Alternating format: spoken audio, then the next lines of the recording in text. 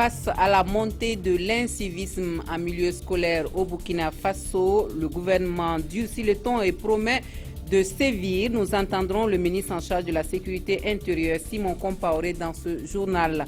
Donald Trump se dit être prêt à parler à Kim Jong-un, un candidat républicain en course à la présidence américaine qui déclare pouvoir convaincre le dirigeant nord-coréen de renoncer à son programme nucléaire. Voilà, c'est le menu de ce journal. Bonjour à tous et bienvenue à cette édition de l'actualité sur la télévision du Burkina, de l'Appétit si vous êtes à table. Pour ouvrir ce journal, nous reparlons de l'incivisme qui semble parti pour être la chose la mieux partagée en milieu scolaire au pays des hommes intègres. Le dernier exemple en date nous vient du lycée départemental de Gounguin, à 25 km de Koupela, où des élèves ont tout simplement calciné des engins du personnel administratif pour avoir et cela après avoir séquestré le proviseur du lycée et bloqué la Nationale 4 le temps d'une matinée. Un mouvement d'humeur donc pour annuler un conseil de discipline qui était censé statuer sur 5 élèves ayant eu des écarts de comportement.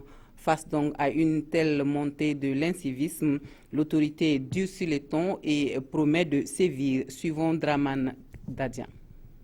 Des motos d'enseignants incendiés, des domiciles et autres biens de ceux-là qui travaillent jour et nuit à inculquer des savoirs aux élèves saccagés par les apprenants. À peine un mois après la crise de Nagaré, c'est au tour des élèves du lycée départemental Saint-Joseph de Goungué dans le Kouritanga de faire l'actualité. Et quand le quotidien des enseignants rime avec insécurité, il y a vraiment problème. Il n'est pas acceptable que des élèves, pour quelque raison que ce soit, sortent, prennent les motus de leur encadrement, les motos, brûlent, agressent, comme ça l'a été à Logobou et hier à Gounguin, agressent, brûlent les biens de leur encadrement. Et ces enfants-là, ils vont recevoir maintenant l'enseignement de qui? La situation devient de plus en plus inquiétante, renchérit le ministre en charge de la sécurité intérieure. Tout en condamnant ces actes d'incivisme en milieu scolaire, l'autorité promet de sévir et en appelle au sens élevé de responsabilité de tous. Nous comptons aussi sur vous pour que la condamnation soit unanime et que les actions qui vont, les sanctions qui vont être prises, que tout le monde dise « Ah oui, il fallait ça ». Mais si on doit encore se quereller autour de la gravité des sanctions qui sont prises, bon, nous allons fragiliser notre tissu social. Chacun doit donc jouer sa partition si l'on veut bien sauver l'école burkinabé. Et les chefs coutumiers qui peuvent jouer un rôle déterminant pour des élections municipales apaisées. C'est en tout cas la conviction de l'association Racine pour la promotion et la réhabilitation des traditions orales qui a organisé un atelier au profit de ces leaders coutumiers. Objectif, impliquer les chefs coutumiers qui jouissent d'une considération importante auprès des populations dans la promotion des valeurs de tolérance, de paix et de cohésion sociale. Le compte-rendu de Yacouba, de Paul-David Bambara et Adama Koulibaly. Réunis à l'initiative de l'association Racine pour la promotion et la réhabilitation des traditions orales, ces chefs coutumiers sont en formation pour des élections municipales apaisées le 22 mai prochain. Leaders de premier plan dans leur communauté, c'est leur rôle d'influence positive qui sera renforcé ici à travers des modules. Les modules de formation, c'est religion et politique, pour que les gens puissent faire un peu la part des choses. Et bien entendu, on aborde un peu aussi le rôle qui est souhaité et souhaitable pour la chefferie coutumière qui se doit à l'image du comportement de Sa Majesté le Moro Naba Bango, qui est une source inépuisable de sagesse pour nous, qui se doit d'être un référentiel et qui permet effectivement d'apporter plus de paix et améliorer la régulation sociale. Le public cible est constitué d'acteurs endogènes, lesquels ont eu une influence certaine sur nos différentes populations et surtout au niveau donc, des localités les plus reculées.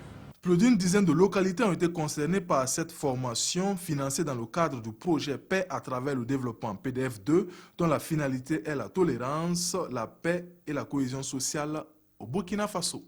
Dans l'actualité environnementale de ce journal, gestion durable des terres, adaptation au changement climatique ou encore renforcement de la résilience, des défis à relever par les pays de la sous-région et pour lesquels l'on recherche activement des stratégies adaptées. Un atelier régional se tient à Ouagadougou depuis ce matin autour de cette problématique sur initiative de l'Organisation internationale pour les migrations, des précisions avec Yacouba Gamene et Abdul Rasmane Zongo. Un questionnement multiple taraude l'esprit et fixe l'attention de ces divers participants venus du Sénégal, du Niger et du Burkina Faso et de ces experts et partenaires de la CEDEAO, de l'Union européenne et des Nations unies.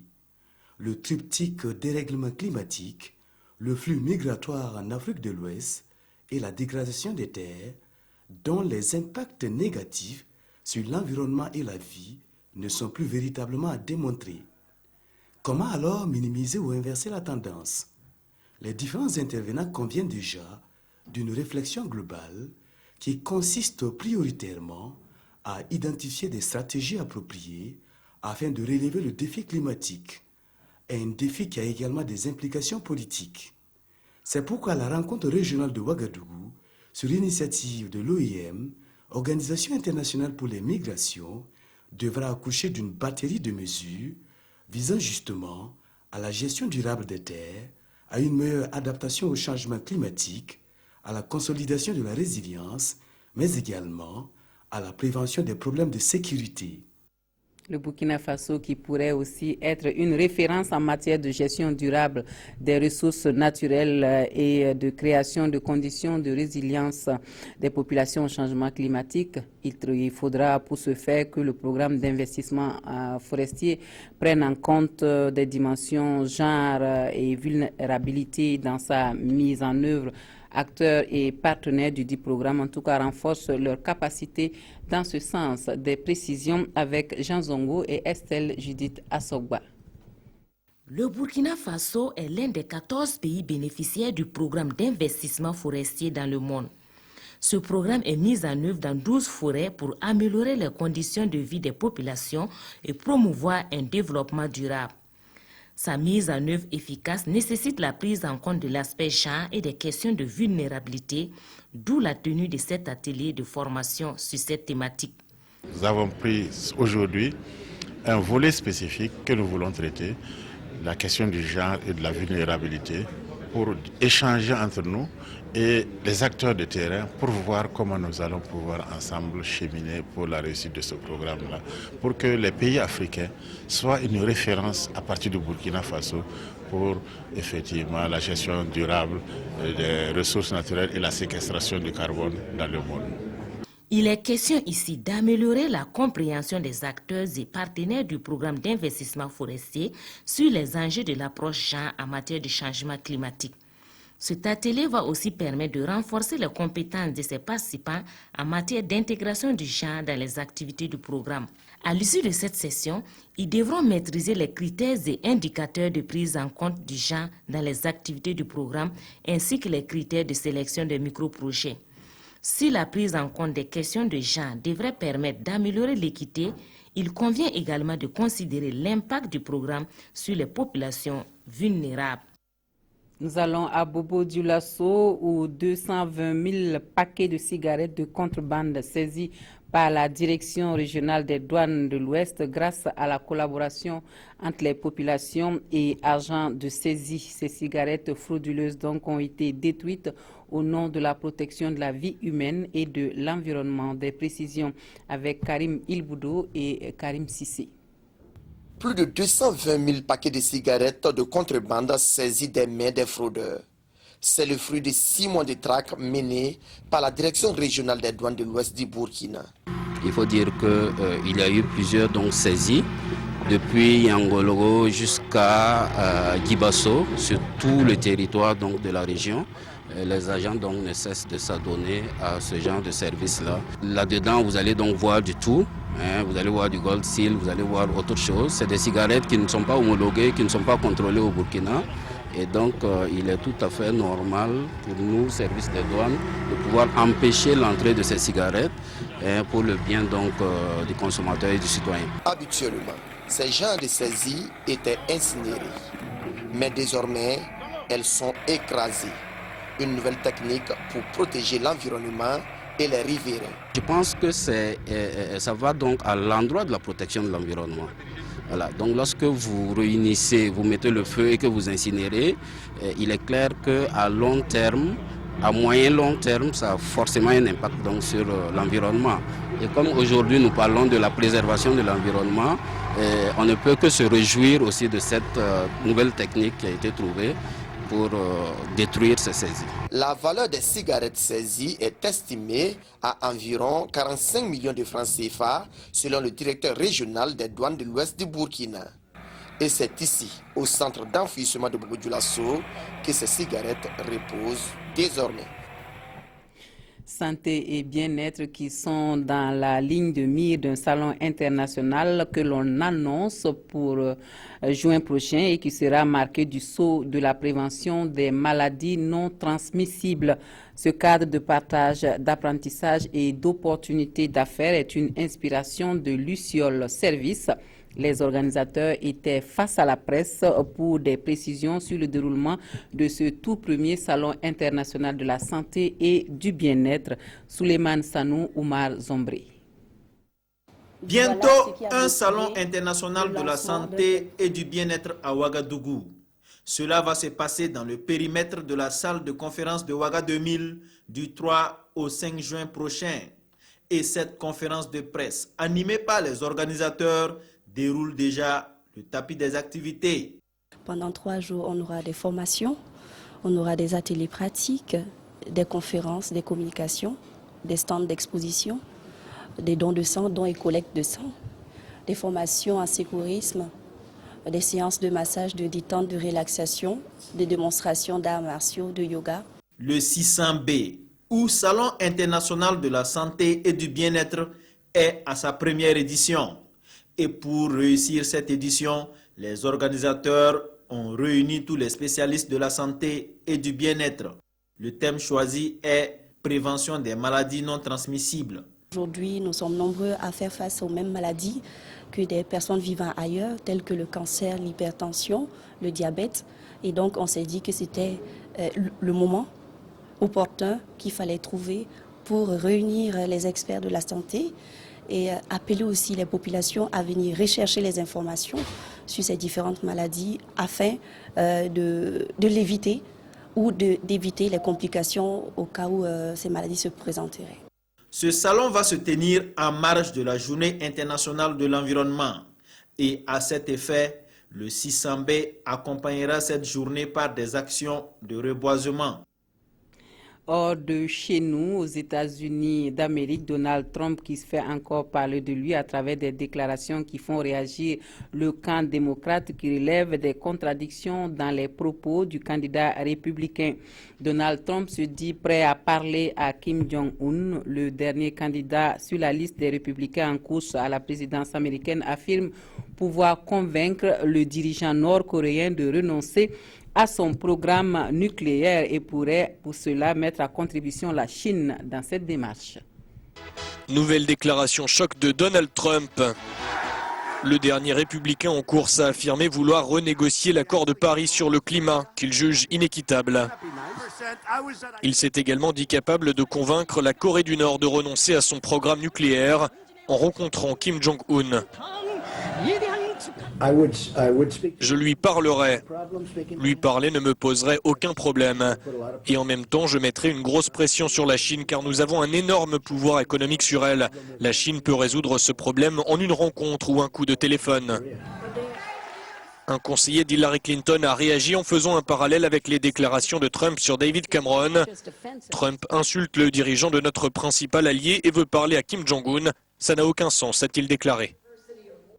Au Venezuela, le bras de fer entre le pouvoir et l'opposition se durcit. Les anti-chavistes réclament un référendum pour destituer le successeur d'Hugo Chavez.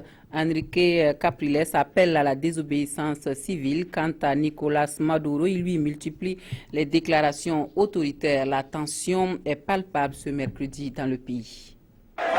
Journée à haut risque ce mercredi au Venezuela, alors qu'hier l'opposition majoritaire au Parlement a rejeté l'état d'exception déclaré par le président Nicolás Maduro, qui étend depuis lundi les pouvoirs de l'exécutif en matière de sécurité et de distribution des biens. Le leader de l'opposition, Enrique Capriles, appelle à la désobéissance. C'est un décret inconstitutionnel et Maduro n'est pas au-dessus de la Constitution. Aucun ministre n'est au-dessus de la Constitution. Ce décret pourrait être utilisé pour faire n'importe quoi. Si Maduro veut l'appliquer alors qu'il prépare les chars de guerre. Nicolás Maduro, qui évoque une menace extérieure, multiplie les déclarations autoritaires. L'Assemblée nationale a perdu sa validité politique. Ce n'est qu'une question de temps avant qu'elle ne disparaisse, c'est ce que je crois. Dans les rues de la capitale Caracas, de longues files d'attente pour chercher du riz. L'armée et la police sont chargés de la distribution. En pleine crise économique, le bras de fer entre chavistes et anti-chavistes se durcit. De nouvelles manifestations sont prévues aujourd'hui contre le président Maduro. Sport dans ce journal et nous recevons Mamadi Wena pour parler du match Uzo-Uzi comptant pour la 23e journée du championnat national de première division. Bonjour, bonjour Mamadi Wena. Bonjour Marguerite. Alors, dites-nous Mamadi, pourquoi joue-t-on ce match aujourd'hui mercredi et quels sont les enjeux de ce match? Oui, cette 23e journée se joue aujourd'hui dans sa première match parce qu'il y a les élections municipales ce week-end et vous savez que les matchs de football se jouent aussi avec les forces de l'ordre et de sécurité. Donc c'était pas évident de pouvoir les mobiliser pendant qu'ils sont sur le terrain pour les élections. C'est pour cela que la Ligue de football professionnel a décidé de jouer en avancée, ramener ces matchs à mercredi et vendredi. Et donc cet après-midi, on aura sur le coup de 16h ce match Uzi, c'est un match des extrêmes parce que l'Uzo est 3e du championnat avec 40 points et une différence de but de plus 12. Pendant ce temps, l'Uzi est 14e avec 18 points et une différence de but négative de moins 12. Donc ça montre que c'est pendant voilà, l'Uzo se bat pour rattraper le leader qui est le RCK qui a 44 points, donc l'Uzo a 4 points de leader et en cas de victoire va se rapprocher encore du RCK qui est le leader et l'Uzi qui est 14e, je le disais tantôt, est proche de la zone de relégation parce que ce sont les deux derniers du championnat, le 15e et le 16e actuellement qui sont Majestic et Banque Sport, qui sont relégables à ce instant du championnat, ce sont les deux qui sont relégables et l'USI qui est à 2 points de Majestic aussi doit se battre pour ne pas descendre en D2. La ligne. Alors, quelles sont les autres oppositions au programme de cette 23e journée, Mamadi? Voilà, cette 23e journée se joue en 2 matchs. Ça veut dire qu'aujourd'hui, on aura des matchs. Et ces matchs-là, on a à Banfora, Usco, Asfa Yinenga. Et à Dédougou, on a Banque Sport Majestic. Et au Wobi, RCB, oui, au Stade Wobi, RCB USFA.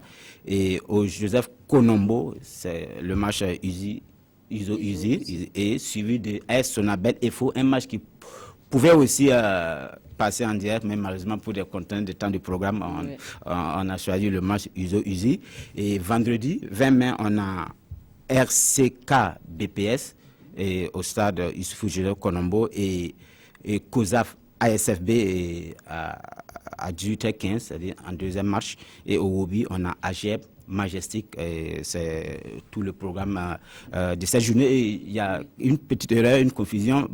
À Dédougou, on a Banque Sport Santos et non Banque Sport Majestic. Parce que ça, c'était déjà le jour. D'accord. Merci Mamadi pour toutes ces précisions par rapport à cette 23e journée du championnat national de football qui se joue ce mercredi et vendredi pour cause donc du calendrier des élections municipales. Oui, et le match USI, c'est en direct à 16h sur les antennes de la RTV. Ok, donc vous suivrez avec bonheur ce match, donc USI en direct des antennes de votre télévision nationale. Vous restez avec nous pour refermer ce journal. On va jeter un coup d'œil sur les quotidiens du jour avant donc de finir.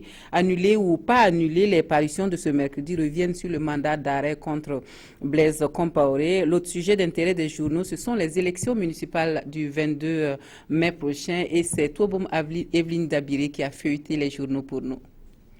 À quelques jours des élections municipales, Sidoya informe qu'à Zogoré dans la région du Nord, on ne votera pas. Une décision annoncée par le président de la CENI.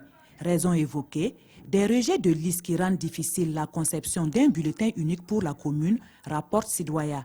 Des élections pour lesquelles le CES invite chaque acteur à prendre la mesure de la situation et à travailler pour un scrutin réussi et un Burkina de paix.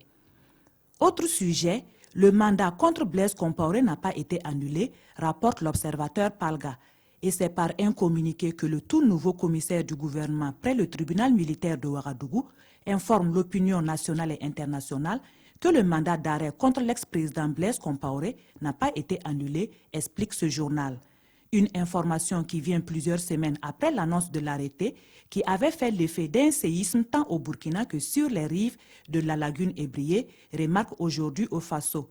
Ce quotidien reproche le manque de communication à ce niveau et écrit « La procédure qui a gouverné l'annulation des mandats d'arrêt est restée dans les méandres du flou, percée de temps à autre par des fuites qui se sont avérées elles-mêmes perforées au bout du compte. » Et comme autre fuite, l'observateur Palga écrit « Une source judiciaire nous apprend que ce mandat sera bel et bien annulé dans les prochains jours pour vice de forme. » Aujourd'hui, au Faso conclut « Le nouveau commissaire du gouvernement, Alioune Zanré, doit donc songer à une stratégie communicationnelle beaucoup plus élaborée, car lorsqu'il est temps de communiquer, il faut le faire vite et bien. » Voilà, ainsi s'achève cette session d'information de la mi-journée. Merci de nous avoir suivis. Excellent après-midi à tous et à toutes.